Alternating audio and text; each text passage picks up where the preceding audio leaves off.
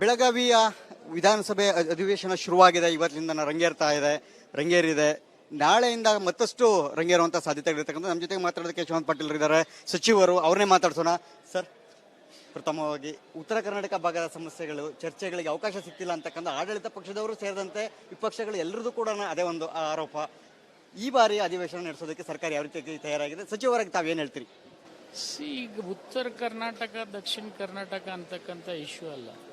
ಈ ಉತ್ತರ ಕರ್ನಾಟಕದಲ್ಲಿ ಅಧಿವೇಶನ ನಡೆದ್ರೆ ಆದ್ಯತೆ ಉತ್ತರ ಕರ್ನಾಟಕಕ್ಕೆ ಇರ್ತದೆ ಮತ್ತು 99% ಉತ್ತರ ಕರ್ನಾಟಕದ ಸಮಸ್ಯೆಗಳನ್ನೇ ಬಗೆಹರಿಸ್ತಕ್ಕಂಥ ಅಧಿವೇಶನ ಇದು ಆಗ್ತದೆ.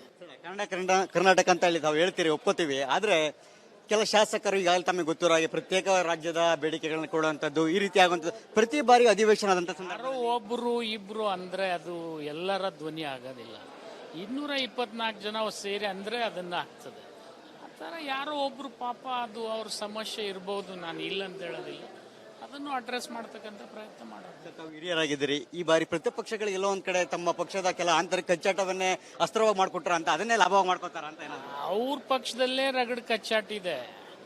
ನೀವು ಅಧ್ಯಕ್ಷರು ಒಂದ್ ಕಡೆ ಇರ್ತಾರೆ, ನಾಯಕರು ಒಂದ್ ಕಡೆ ಇರ್ತಾರೆ. ಸರ್, ಹಾಗೇನೆ ನಾಳೆ ಬಿಜೆಪಿ ಅವರು ಕೂಡ ಪ್ರತಿಪಕ್ಷ ಹೋರಾಟಕ್ಕೆ ಕರೆದಿದ್ದಾರೆ. ಸರ್, ಹೋರಾಟಕ್ಕೆ ಸುವರ್ಣಸೌಧಕ್ಕೆ ಮುತ್ತಿಗೆ ಹಾಕೋದಕ್ಕೂ ಕೂಡ ಒಂದಷ್ಟು ತಯಾರಿನ ಆಗ್ತಾರೆ. ಯಾವ ವಿಷಯಕ್ಕೆ ಆಗ್ತಾರೆ? ರೈತರ ವಿರೋಧಿ ಧೋರಣೆಗಳು ಅಂತಕ್ಕಂಥದ್ದು ಒಂದು ಮಾತನ್ನ. ಅವರೇ ರೈತರ ವಿರೋಧಿ ಇದಾರ ಅನ್ನೋದು ನೀವು ಹೈಲೈಟೇ ಮಾಡ್ತಾ ಇಲ್ಲ.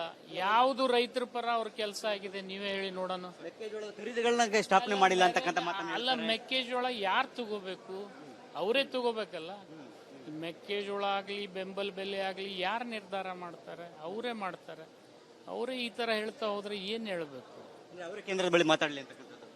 ಕೇಂದ್ರದ ಸಚಿವರೇ ನಮ್ಮವ್ರು ಇದಾರಲ್ಲಪ್ಪ, ನಮ್ಮ ರಾಜ್ಯದವರೇ ಇದ್ದಾರಲ್ಲ, ಅವರೇ ಖರೀದಿ ಮಾಡ್ಬೇಕಲ್ವಾ? ನೀವು ಖರೀದಿ ಮಾಡಿ ನಮಗೆ ಕಳಿಸ್ಕೊಡಿ, ನಾವೆಲ್ಲಾದ್ರೂ ಕಪ್ಪಿಸ್ತೀವಿ ಅಂತ ಹೇಳ್ಬೇಕಲ್ಲ. ನಾವೇ ನಾಳೆ ಇನ್ನು ಎಷ್ಟು ಬೇಕು ಅಷ್ಟು ಖರೀದಿ ಮಾಡ್ಕೊಡ್ತೀವಿ. ಸಚಿವರಾಗಿದ್ದೀರಿ, ಈಗ ಆಯ್ತು.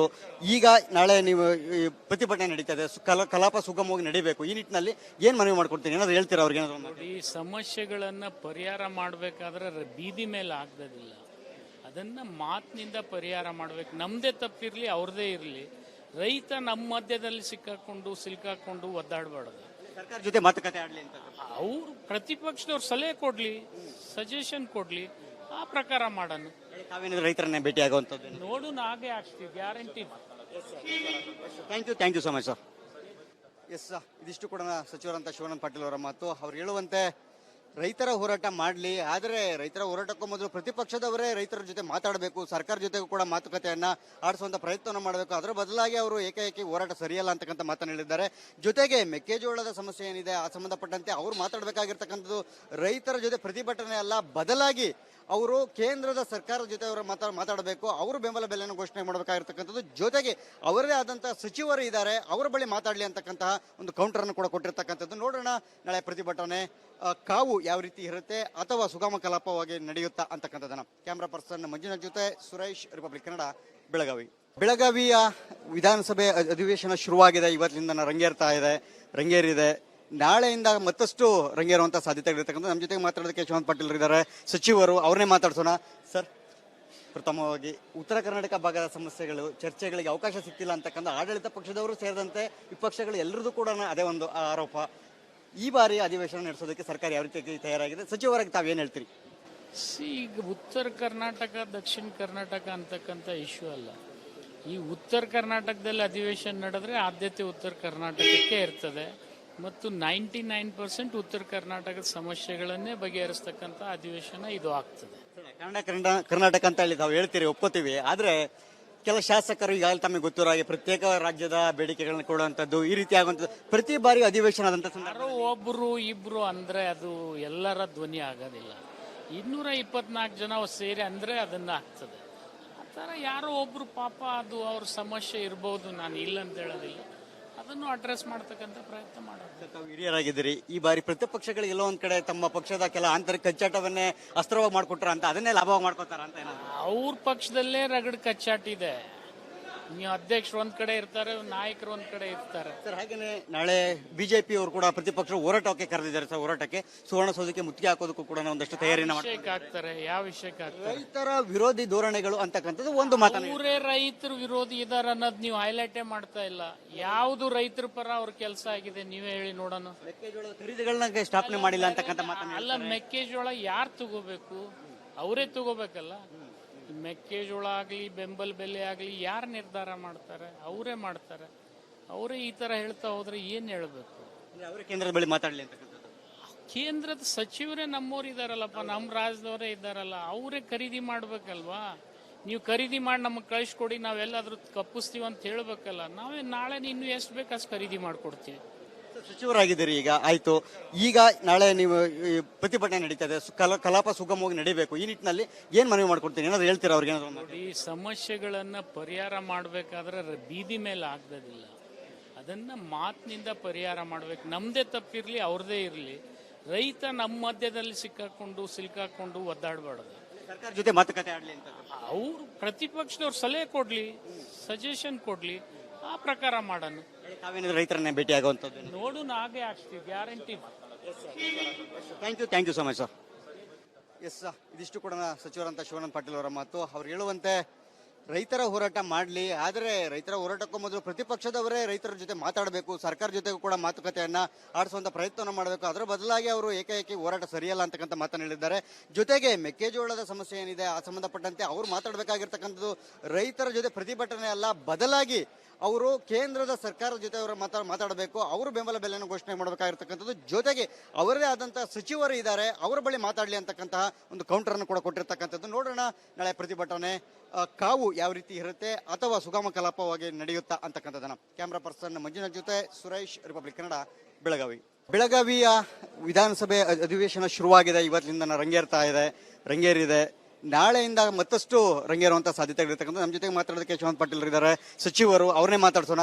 ಸರ್, ಪ್ರಥಮವಾಗಿ ಉತ್ತರ ಕರ್ನಾಟಕ ಭಾಗದ ಸಮಸ್ಯೆಗಳು, ಚರ್ಚೆಗಳಿಗೆ ಅವಕಾಶ ಸಿಗ್ತಿಲ್ಲ ಅಂತಕ್ಕಂಥ ಆಡಳಿತ ಪಕ್ಷದವರು ಸೇರಿದಂತೆ ವಿಪಕ್ಷಗಳು ಎಲ್ಲರದ್ದು ಕೂಡ ಅದೇ ಒಂದು ಆರೋಪ. ಈ ಬಾರಿ ಅಧಿವೇಶನ ನಡೆಸೋದಕ್ಕೆ ಸರ್ಕಾರ ಯಾವ ರೀತಿ ತಯಾರಾಗಿದೆ? ಸಚಿವರಾಗಿ ತಾವೇನು ಹೇಳ್ತೀರಿ? ಈಗ ಉತ್ತರ ಕರ್ನಾಟಕ, ದಕ್ಷಿಣ ಕರ್ನಾಟಕ ಅಂತಕ್ಕಂಥ ಇಶ್ಯೂ ಅಲ್ಲ. ಈ ಉತ್ತರ ಕರ್ನಾಟಕದಲ್ಲಿ ಅಧಿವೇಶನ ನಡೆದ್ರೆ ಆದ್ಯತೆ ಉತ್ತರ ಕರ್ನಾಟಕಕ್ಕೆ ಇರ್ತದೆ ಮತ್ತು 99% ಉತ್ತರ ಕರ್ನಾಟಕದ ಸಮಸ್ಯೆಗಳನ್ನೇ ಬಗೆಹರಿಸ್ತಕ್ಕಂಥ ಅಧಿವೇಶನ ಇದು ಆಗ್ತದೆ. ಕರ್ನಾಟಕ ಅಂತ ಹೇಳಿ ತಾವು ಹೇಳ್ತೀರಿ, ಒಪ್ಪುತ್ತೀವಿ. ಆದ್ರೆ ಕೆಲ ಶಾಸಕರು ಈಗಾಗಲೇ ತಮಗೆ ಗೊತ್ತಿರೋ ಹಾಗೆ ಪ್ರತ್ಯೇಕ ರಾಜ್ಯದ ಬೇಡಿಕೆಗಳನ್ನ ಕೊಡುವಂಥದ್ದು, ಈ ರೀತಿ ಆಗುವಂಥದ್ದು ಪ್ರತಿ ಬಾರಿ ಅಧಿವೇಶನ ಆದಂತ ಯಾರೋ ಒಬ್ರು ಇಬ್ರು ಅಂದ್ರೆ ಅದು ಎಲ್ಲರ ಧ್ವನಿ ಆಗೋದಿಲ್ಲ. 224 ಜನ ಸೇರಿ ಅಂದ್ರೆ ಅದನ್ನ ಆಗ್ತದೆ. ಆ ಥರ ಯಾರೋ ಒಬ್ರು ಪಾಪ ಅದು ಅವ್ರ ಸಮಸ್ಯೆ ಇರ್ಬೋದು, ನಾನು ಇಲ್ಲ ಅಂತ ಹೇಳೋದಿಲ್ಲ. ಅದನ್ನು ಅಡ್ರೆಸ್ ಮಾಡ್ತಕ್ಕಂಥ ಪ್ರಯತ್ನ ಮಾಡೋದು. ತಾವು ಹಿರಿಯರಾಗಿದ್ದೀರಿ, ಈ ಬಾರಿ ಪ್ರತಿಪಕ್ಷಗಳಿಗೆ ಎಲ್ಲೋ ಒಂದ್ ಕಡೆ ತಮ್ಮ ಪಕ್ಷದ ಕೆಲ ಆಂತರಿಕ ಕಚ್ಚಾಟವನ್ನೇ ಅಸ್ತ್ರವಾಗಿ ಮಾಡ್ಕೊಟ್ರ ಅಂತ, ಅದನ್ನೇ ಲಾಭವಾಗಿ ಮಾಡ್ಕೋತಾರ ಅಂತ ಏನಾದ್ರು? ಅವ್ರ ಪಕ್ಷದಲ್ಲೇ ರಗಡ್ ಕಚ್ಚಾಟಿದೆ. ನೀವು ಅಧ್ಯಕ್ಷರು ಒಂದ್ ಕಡೆ ಇರ್ತಾರೆ, ನಾಯಕರು ಒಂದ್ ಕಡೆ ಇರ್ತಾರೆ. ಸರ್ ಹಾಗೇನೆ ನಾಳೆ ಬಿಜೆಪಿ ಅವರು ಕೂಡ ಪ್ರತಿಪಕ್ಷ ಹೋರಾಟಕ್ಕೆ ಕರೆದಿದ್ದಾರೆ ಸರ್. ಹೋರಾಟಕ್ಕೆ ಸುವರ್ಣಸೌಧಕ್ಕೆ ಮುತ್ತಿಗೆ ಹಾಕೋದಕ್ಕೂ ಕೂಡ ಒಂದಷ್ಟು ತಯಾರಿನ ಆಗ್ತಾರೆ. ಯಾವ ವಿಷಯಕ್ಕೆ ಆಗ್ತಾರೆ? ರೈತರ ವಿರೋಧಿ ಧೋರಣೆಗಳು ಅಂತಕ್ಕಂಥದ್ದು ಒಂದು ಮಾತನ್ನ. ಅವರೇ ರೈತರು ವಿರೋಧಿ ಇದಾರ ಅನ್ನೋದು ನೀವು ಹೈಲೈಟೇ ಮಾಡ್ತಾ ಇಲ್ಲ. ಯಾವ್ದು ರೈತರ ಪರ ಅವ್ರ ಕೆಲಸ ಆಗಿದೆ ನೀವೇ ಹೇಳಿ ನೋಡೋಣ. ಮೆಕ್ಕೆಜೋಳದ ಖರೀದಿಗಳನ್ನ ಸ್ಥಾಪನೆ ಮಾಡಿಲ್ಲ ಅಂತಕ್ಕಂಥ ಮಾತನ್ನ. ಅಲ್ಲ, ಮೆಕ್ಕೆಜೋಳ ಯಾರು ತಗೋಬೇಕು? ಅವರೇ ತಗೋಬೇಕಲ್ಲ. ಮೆಕ್ಕೆಜೋಳ ಆಗ್ಲಿ, ಬೆಂಬಲ ಬೆಲೆ ಆಗ್ಲಿ, ಯಾರು ನಿರ್ಧಾರ ಮಾಡ್ತಾರೆ? ಅವರೇ ಮಾಡ್ತಾರೆ. ಅವರೇ ಈ ತರ ಹೇಳ್ತಾ ಹೋದ್ರೆ ಏನ್ ಹೇಳ್ಬೇಕು? ಅವರೇ ಕೇಂದ್ರದ ಬಳಿ ಮಾತಾಡಲಿ ಅಂತಕ್ಕಂಥದ್ದು. ಕೇಂದ್ರದ ಸಚಿವರೇ ನಮ್ಮವ್ರು ಇದಾರಲ್ಲಪ್ಪ, ನಮ್ಮ ರಾಜ್ಯದವರೇ ಇದಾರಲ್ಲ, ಅವರೇ ಖರೀದಿ ಮಾಡ್ಬೇಕಲ್ವಾ? ನೀವು ಖರೀದಿ ಮಾಡಿ ನಮಗೆ ಕಳಿಸ್ಕೊಡಿ, ನಾವೆಲ್ಲಾದ್ರೂ ಕಪ್ಪಿಸ್ತೀವಿ ಅಂತ ಹೇಳ್ಬೇಕಲ್ಲ. ನಾವೇ ನಾಳೆ ಇನ್ನು ಎಷ್ಟು ಬೇಕು ಅಷ್ಟು ಖರೀದಿ ಮಾಡ್ಕೊಡ್ತೀವಿ. ಸಚಿವರಾಗಿದ್ದೀರಿ, ಈಗ ಆಯ್ತು. ಈಗ ನಾಳೆ ನೀವು ಈ ಪ್ರತಿಭಟನೆ ನಡೀತದೆ, ಕಲಾಪ ಸುಗಮವಾಗಿ ನಡೀಬೇಕು. ಈ ನಿಟ್ಟಿನಲ್ಲಿ ಏನ್ ಮನವಿ ಮಾಡ್ಕೊಡ್ತೀನಿ, ಏನಾದ್ರು ಹೇಳ್ತೀರಾ ಅವ್ರಿಗೆ? ನೋಡಿ, ಸಮಸ್ಯೆಗಳನ್ನ ಪರಿಹಾರ ಮಾಡ್ಬೇಕಾದ್ರೆ ಬೀದಿ ಮೇಲೆ ಆಗ್ತದಿಲ್ಲ. ಅದನ್ನ ಮಾತಿನಿಂದ ಪರಿಹಾರ ಮಾಡ್ಬೇಕು. ನಮ್ದೇ ತಪ್ಪಿರ್ಲಿ, ಅವ್ರದೇ ಇರ್ಲಿ, ರೈತ ನಮ್ಮ ಮಧ್ಯದಲ್ಲಿ ಸಿಲ್ಕಾಕೊಂಡು ಒದ್ದಾಡಬಾರ್ದು. ಸರ್ಕಾರ ಜೊತೆ ಮಾತುಕತೆ ಆಡ್ಲಿ ಅಂತ. ಅವ್ರು ಪ್ರತಿಪಕ್ಷದವ್ರು ಸಲಹೆ ಕೊಡ್ಲಿ, ಸಜೆಷನ್ ಕೊಡ್ಲಿ, ಆ ಪ್ರಕಾರ ಮಾಡೋಣ. ತಾವೇನಾದ್ರು ರೈತರನ್ನೇ ಭೇಟಿ ಆಗುವಂಥದ್ದು? ನೋಡೋಣ, ಹಾಗೆ ಆಗ್ತೀವಿ, guarantee. Thank you so much sir. Yes, ಇದಿಷ್ಟು ಕೂಡ ಸಚಿವರಂತ ಶಿವಾನಂದ ಪಾಟೀಲ್ ಅವರ ಮಾತು. ಅವ್ರು ಹೇಳುವಂತೆ ರೈತರ ಹೋರಾಟ ಮಾಡಲಿ, ಆದರೆ ರೈತರ ಹೋರಾಟಕ್ಕೂ ಮೊದಲು ಪ್ರತಿಪಕ್ಷದವರೇ ರೈತರ ಜೊತೆ ಮಾತಾಡಬೇಕು, ಸರ್ಕಾರ ಜೊತೆಗೂ ಕೂಡ ಮಾತುಕತೆಯನ್ನ ಆಡಿಸುವಂತ ಪ್ರಯತ್ನವನ್ನು ಮಾಡಬೇಕು. ಅದರ ಬದಲಾಗಿ ಅವರು ಏಕಾಏಕಿ ಹೋರಾಟ ಸರಿಯಲ್ಲ ಅಂತಕ್ಕಂಥ ಮಾತನ್ನು ಹೇಳಿದ್ದಾರೆ. ಜೊತೆಗೆ ಮೆಕ್ಕೆಜೋಳದ ಸಮಸ್ಯೆ ಏನಿದೆ ಆ ಸಂಬಂಧಪಟ್ಟಂತೆ ಅವರು ಮಾತಾಡಬೇಕಾಗಿರ್ತಕ್ಕಂಥದ್ದು ರೈತರ ಜೊತೆ ಪ್ರತಿಭಟನೆ ಅಲ್ಲ, ಬದಲಾಗಿ ಅವರು ಕೇಂದ್ರದ ಸರ್ಕಾರದ ಜೊತೆ ಅವರು ಮಾತಾಡಬೇಕು, ಅವರು ಬೆಂಬಲ ಬೆಲೆಯನ್ನು ಘೋಷಣೆ ಮಾಡಬೇಕಾಗಿರ್ತಕ್ಕಂಥದ್ದು. ಜೊತೆಗೆ ಅವರದೇ ಆದಂತಹ ಸಚಿವರು ಇದ್ದಾರೆ, ಅವರ ಬಳಿ ಮಾತಾಡಲಿ ಅಂತಕ್ಕಂತಹ ಒಂದು ಕೌಂಟರ್ ಅನ್ನು ಕೂಡ ಕೊಟ್ಟಿರ್ತಕ್ಕಂಥದ್ದು. ನೋಡೋಣ ನಾಳೆ ಪ್ರತಿಭಟನೆ ಕಾವು ಯಾವ ರೀತಿ ಇರುತ್ತೆ ಅಥವಾ ಸುಗಮ ಕಲಾಪವಾಗಿ ನಡೆಯುತ್ತಾ ಅಂತಕ್ಕಂಥದ್ದನ್ನ. ಕ್ಯಾಮ್ರಾ ಪರ್ಸನ್ ಮಂಜುನಾಥ್ ಜೊತೆ ಸುರೇಶ್, ರಿಪಬ್ಲಿಕ್ ಕನ್ನಡ, ಬೆಳಗಾವಿ.